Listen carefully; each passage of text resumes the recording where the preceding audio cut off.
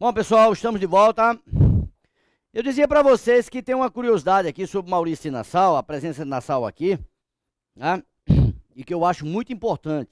Veja bem, Nassau, ele vai controlar algumas áreas da África, olhando aqui na telinha, você vai observar que ele vai controlar algumas áreas da África. E aí vai controlar, quer queira, quer não, esse tráfico, ou tráfego, né? Vamos botar o tráfico legal, ilegal, o tráfico de escravos. Ele vai controlar. Rapaz, isso é um detalhe. É um detalhe que o aluno tem que observar, que ele vai controlar esse tráfico de escravos. E o aluno, muitas vezes, na ingenuidade do bichinho do aluno, ele vai pensar que Nassau está interessado no comércio de negros. Ora, na nossa primeira aula eu dizia para vocês, nunca esqueçam, o negro entra no Brasil como mercadoria. Eu dizia para vocês, porque o negro e não o índio. E eu dizia, olha, o negro era um comércio extremamente lucrativo. Ótimo, não pode esquecer isso. Mas aí quando você observa Nassau controlando esse tráfico de escravos, certo? O aluno começa a pensar, Nassau estava interessado então no comércio de negros. Não. Não pense isso. Olhando aqui para a telinha, você vai conseguir observar que o que interessava aos holandeses era o nosso parque produtor açucareiro, rapaz. O que interessava para o holandês era açúcar. Era açúcar. A Companhia das Índias Ocidentais, ela é criada para conquistar o parque produtor açucareiro. Então, aí você vai me perguntar, Novaes, então por que que Maurício de Nassau vai conquistar essas áreas na África e tal, pá? Ora, veja bem, na aula passada eu citei a frase do padre Antonio, João Antônio Andreoni, o famoso padre Antonio, ou padre Andreoni. Vem para aqui no início do século XVIII, 1711, escreve um livro intitulado Cultura e Opulência do Brasil por suas drogas e suas minas de exploração. Eu estou já abrindo esse parênteses para que você possa entender o seguinte. O livro do padre Antonio, ele é muito explorado em prova. E aí você vai me perguntar, então o que é que eu faço se cair alguma coisa desse livro? Eu nunca ouvi falar desse livro. Na realidade, Cultura e Opulência do Brasil por suas drogas e suas minas de exploração, se cair numa prova, o que é que a banca faz? A banca vai pinçar algumas passagens da obra e vai botar aquela frase, entre aspas, e embaixo bota Antonio, ou então coloca Andreoni. Antonio ou Andreoni, você já sabe, é o padre italiano que vem para cá no início do século XVIII e escreve essa obra. Então você tem passagens interessantíssimas nessa obra, que o aluno tem que interpretar.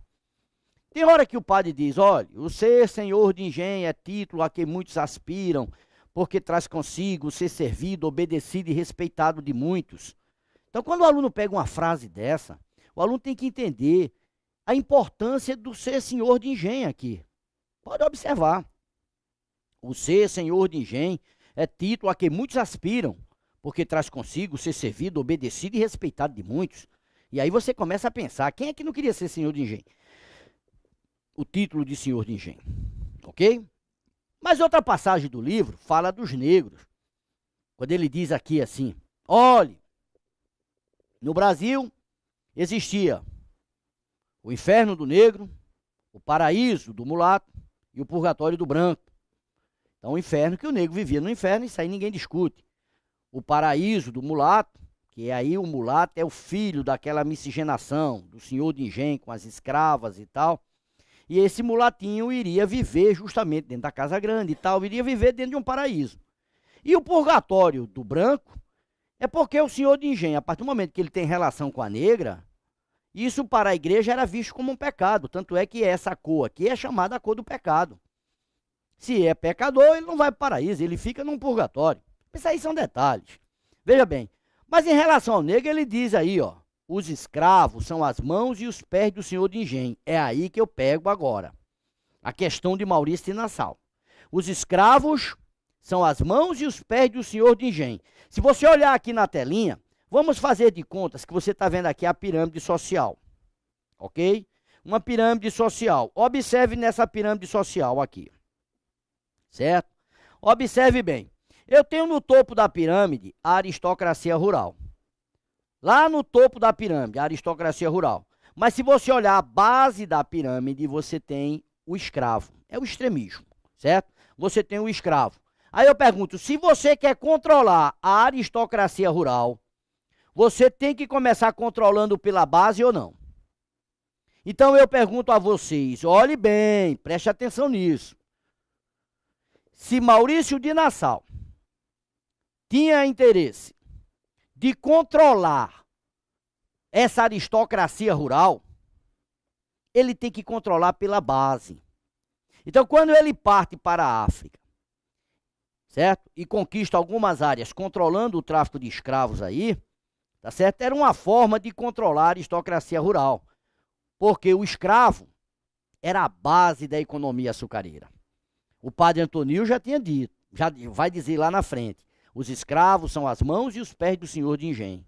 Então daí você vê a importância. Então quando Nassau tenta controlar esse tráfico de escravos, era uma forma de controlar a aristocracia rural. E eu digo mais a vocês, era uma forma de colocar uma rédea curta no senhor de engenho, colocava uma rédea curta, passava a controlar. Esses senhores de engenho iam comer na mão de Maurício de Nassau, lógico, certo? E era assim que Nassau iria cobrar as dívidas e explorar da forma que ele bem entendesse. Mas para isso é importante que o aluno entenda. Nassau tinha que controlar essa aristocracia rural. Sem o controle da aristocracia ficava muito difícil de controlar. Daí a questão do negro, desse Nassau tentar controlar esse tráfico de escravos. Não vá pensar que Nassau tinha interesse nesse comércio de negros. Não é isso, não. Era uma forma de controlar a aristocracia. Fui claro aí? Mas aí, por favor, vejam. Esse é o período que Nassau está aqui. Vejam, são 7 anos, 1637 a 44. Nesse períodozinho, rapaz, ó, tem uns detalhes aí que eu quero que o aluno preste bastante atenção nesse detalhe. Olhe bem. Vamos prestar atenção nesse detalhe aqui, ó. Nassau chega aqui em 1637 e só vai embora em 1644. 37, 44. Acontece que em 1640, quando Nassau aqui está, acontece lá na Europa a restauração portuguesa. Em outras palavras, Portugal livra-se do domínio espanhol. Ora, peraí. Lembre-se que eu disse, a União Ibérica vai de 1580 a 1640. 60 anos de dominação espanhola. 1640, Portugal restaura-se, mas é no momento dessa restauração que Maurício Nassau está aqui investindo. Pode ver, Nassau chega de 37 a 44. Em 40, Portugal restaura-se. Ora, estando aqui Nassau investindo, é óbvio que a coroa portuguesa vai reconhecer a presença holandesa aqui. Reconhece. Veja bem, olha, eu estou chamando a atenção. Portugal reconhece a presença holandesa aqui. E não tinha nem como não reconhecer. Não tinha como deixar de reconhecer, tendo em vista que Nassau está investindo aqui. Bom, mas tem um outro aspecto que vai complicar tudo isso aí. Lá na Europa, a Holanda começa a sofrer a concorrência da Inglaterra. A Holanda, que tinha o controle do comércio, o controle daquelas rotas comerciais dentro da Europa, começa a sofrer a concorrência da Inglaterra. A Inglaterra começa a aparecer aos pouquinhos, ela vai surgindo aos pouquinhos. Você não pode esquecer que a Inglaterra é uma ilha. Aí vai ter que desenvolver uma poderosa marinha. E é isso que mais tarde vai levar a Inglaterra a ficar conhecida como a Rainha dos Mares. Ok? Então, quando a Inglaterra começa a aparecer, ela começa a aparecer como uma pedra no sapato da Holanda. E é aí que a Holanda, olhando aqui para a telinha, a Holanda vai exigir de Maurício de Nassau que ele desencadeie aqui no Nordeste a cobrança daquelas dívidas. A Holanda, a Companhia das Índias Ocidentais, vai exigir de Nassau a cobrança das dívidas. Vai exigir de Nassau um processo de exploração, levando-se em conta que a companhia, que a burguesia comercial financeira holandesa, necessitava de capital para fazer frente àquela concorrência que a Inglaterra está aparecendo ali, ó. E aí a companhia passa a pressionar Nassau. Nassau, na verdade, ele pede demissão do cargo e vai embora para a Holanda. Volta. Pede demissão do cargo. Alguns autores dizem que Nassau foi demitido. Na verdade, é a pressão da companhia sobre ele. Ele não aceita essa pressão e fica aquela história. Tu vai explorar, não vai, não vai. Ele termina voltando para a Europa. Não espera nem o sucessor. Foi substituído aqui por 3 holandeses. 3, que a gente historicamente chama de junta governativa. Essa junta governativa, que vai suceder Nassau, certo? Vai desencadear aquilo que a Companhia das Índias Ocidentais exigia. Vai desencadear o processo de exploração, certo?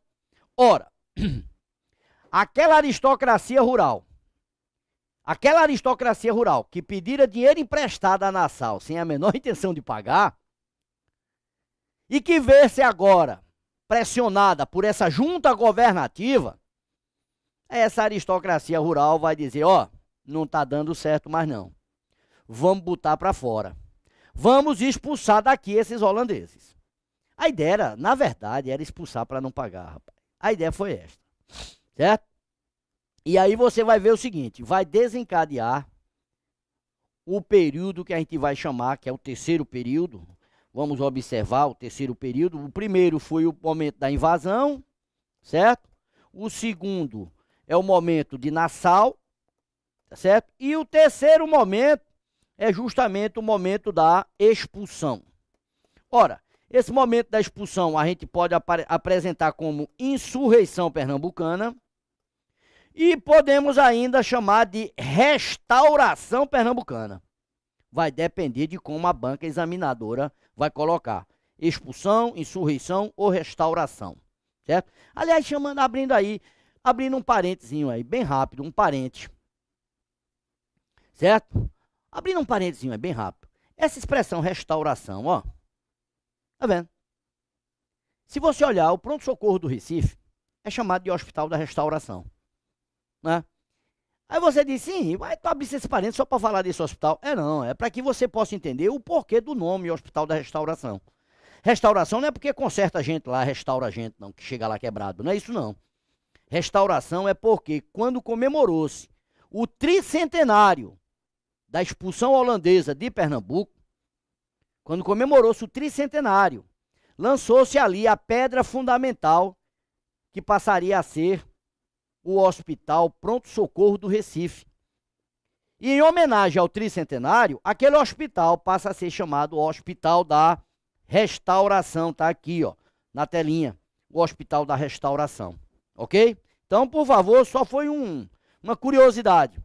Então tá aí, vejam, Nassau, ele vai embora em 1644, pode observar, no ano seguinte, logo no ano seguinte, 1645, começa o quebra-pau para expulsar o holandês daqui. 1645, logo no ano seguinte, vai acontecer lá para o lado de Vitória de Santo Antão, vai acontecer a chamada Batalha das Tabocas, Vitória de Santo Antão. O holandês, na verdade, começava ali a ser expulso. 1645. Mas veja bem, ó, 1645, Batalha das Tabocas e tal. Os holandeses são derrotados ali, em Vitória de Santo Antão, vêm por dentro e vão sair lá em Casa Forte. Ali em Casa Forte, você tinha ali, na verdade, né, o engenho de Dona Ana Paz. Dona Ana Paz, na verdade, né, ela apresentou uma resistência, porque os holandeses, quando chegaram aqui, ali naquela região de Casa Forte, aprisionaram as madronas lá, aprisionaram as senhoras e tal, pá, e houve uma resistência contra os holandeses ali também, certo? Mas só chamando a atenção, Dona Ana Paz, na realidade, ela foi casada com um dos oficiais de Maurício de Nassau, certo? Ela chegou a ser, ela teve uns 3 casamentos, certo? E um deles era com um oficial da guarda de Maurício de Nassau. Ela casou, inclusive, no rito protestante, ok? Mas vejam bem, ó, os holandeses, eles começam gradativamente a sofrerem as derrotas, e aí, então, eles procuram ficar no local estratégico, que era justamente ali nos chamados Montes Guararapes. Você vai dizer, mas rapaz, aquilo era um ponto estratégico? Era, rapaz. É porque você tem que entender o processo de aterro que foi feito ali, tá certo? E hoje o litoral fica muito distante. Mas o litoral era bem mais próximo. Ali era um ponto estratégico. A elevação, próximo ao litoral, e os holandeses ali ficaram esperando o reforço chegar da Holanda. Esse reforço não chegou, até porque a Holanda está em volta lá na Europa com a concorrência inglesa. Esse reforço não chega e os holandeses começaram a sofrer a derrota. E é ali que você observa as 2 grandes batalhas.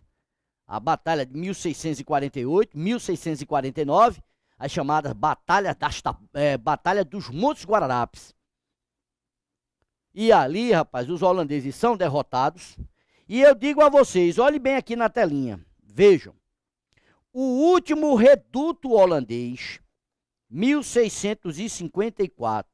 Olhe bem, 1648, vamos observar aqui, 1648, certo?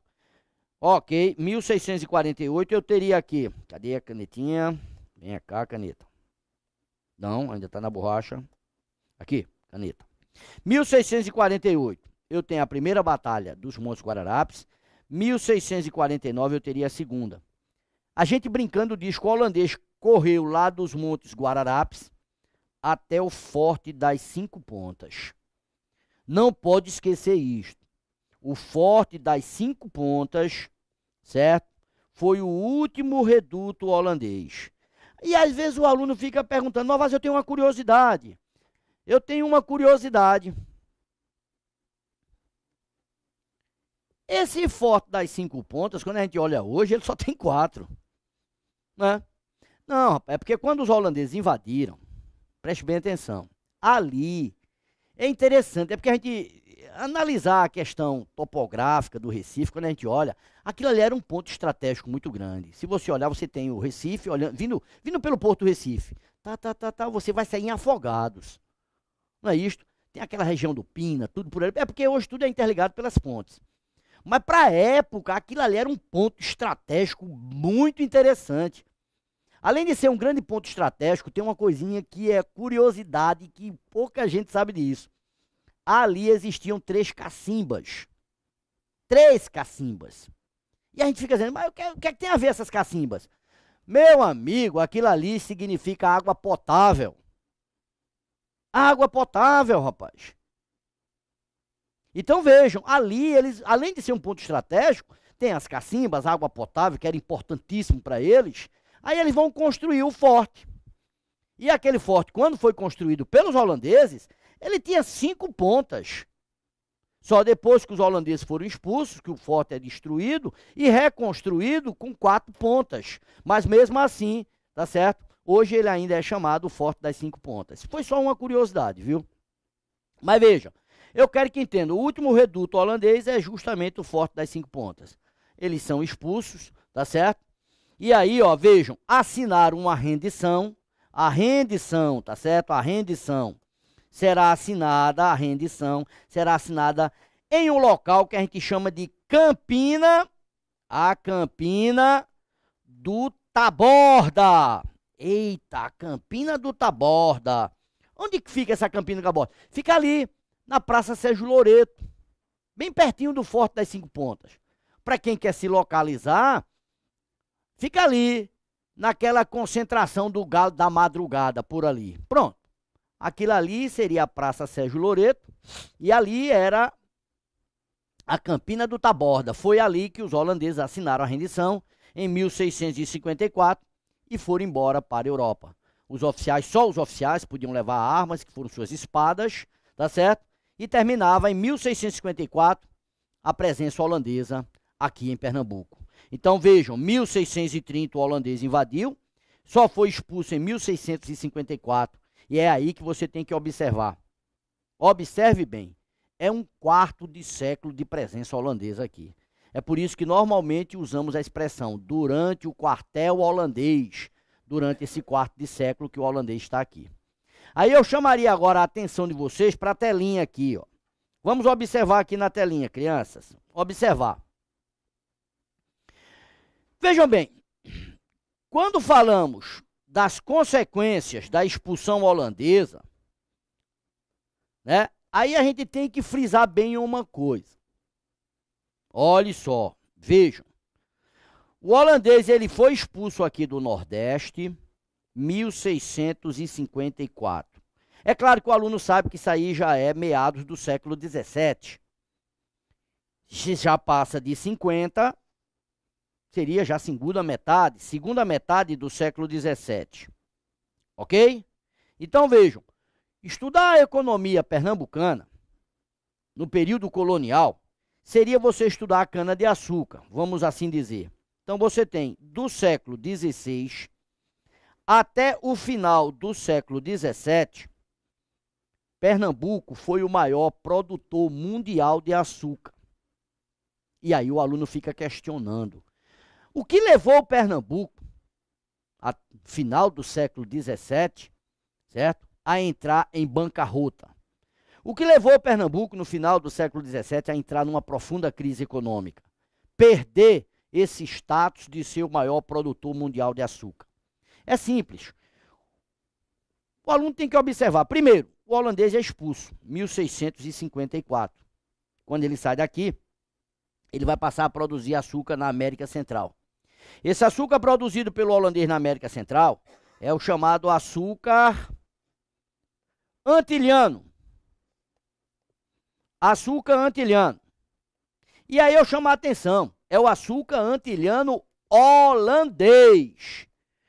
Holandês. Porque a Inglaterra também produziu açúcar ali, viu? Na América Central. Que não está na nossa esfera, porque não está no edital. Mas a Inglaterra produziu açúcar ali. Se você pegar Bahamas, Jamaica e tal, aquilo foram colônias inglesas. E que se produziram açúcar ali também. Mas o nosso que interessa é o açúcar antilhano holandês. O holandês é expulso daqui. Aí o aluno diz, peraí, e ele vai passar a produzir? Olha, o holandês passou um quarto de século aqui, rapaz, um quarto de século. Eu pergunto, ele obteve experiência aqui ou não? Claro que ele obteve uma grande experiência na produção açucareira. Outra coisa que o aluno não pode esquecer, o refino. O holandês tinha um controle do refino do açúcar. E o mais importante, lá na Europa, o holandês controlava o que você chama de rotas comerciais. Se o holandês tem um controle das rotas comerciais, tem um controle do refino, adquiriu experiência aqui, nesse quarto de século, quando ele é expulso daqui, que vem para a América Central, e vem para as Antilhas, é claro que ele vai produzir um açúcar de boa qualidade, leva esse açúcar para a Europa, adota lá na Europa medidas protecionistas, até porque você não pode esquecer que ele tem um controle das rotas comerciais, e aí você vai ter que observar o seguinte, esse açúcar antilhano, produzido pelos holandeses na América Central, ele vai entrar em concorrência com o nosso e vai gerar a crise do nosso açúcar. Fui claro aí ou não? Então, por favor, quando você observa, certo? Pernambuco, o maior produtor mundial de açúcar até o final do século 17, é justamente por quê? Porque no final do século 17, ele vai entrar, tá certo? Em choque, vai bater de frente com o açúcar antiliano produzido pelos holandeses na América Central e, assim sendo, o nosso açúcar entra em crise. Essa é a principal consequência da expulsão holandesa daqui. Então, se você parar para pensar, rapaz, a aristocracia rural expulsa para não pagar, mas em compensação, tá certo? A médio prazo ou até a longo prazo, tá certo? Essa aristocracia entra numa profunda crise, graças à concorrência do açúcar antiliano produzido pelos holandeses na América Central. Agora, por favor, vejam. Vamos apagar aqui. E eu queria chamar a atenção de vocês para umas coisinhas, uns pequenos detalhes. Olha, que eu acho importante, que isso aí não está em livro de ensino médio, mas eu chamo a atenção de vocês para isso. Olha, quando a gente estuda a cana-de-açúcar no Brasil, certo? Aí você tem que analisar algumas coisas, alguns detalhes. Veja isso aqui na telinha, observe isso aqui na telinha. É porque a gente tem que dizer isso, porque não está bem facilmente, né? É difícil encontrar isso em livros. Aí o aluno tem que entender o seguinte, vejam. Observe que as condições ecológicas para a cana-de-açúcar, você tem somente aqui, ó, no litoral, zona da mata. Ok? Aí o camarada vai e bota numa prova. A colonização com base na empresa agrícola açucareira teve um sentido vertical. Teve um sentido vertical. É correto? É. Porque observe o sentido. Não é vertical? Se com a cana-de-açúcar o colonizador penetrasse com a cana, se ele penetra, o sentido então seria o quê? Horizontal. Concordam ou não? Então, por favor. Mas por que não penetraram com a cana? Pelo amor de Deus, as condições ecológicas, clima quente e chuvoso e solo massapê, você só tem aqui no litoral, zona da mata. Lógico. Daí o sentido verticalizado.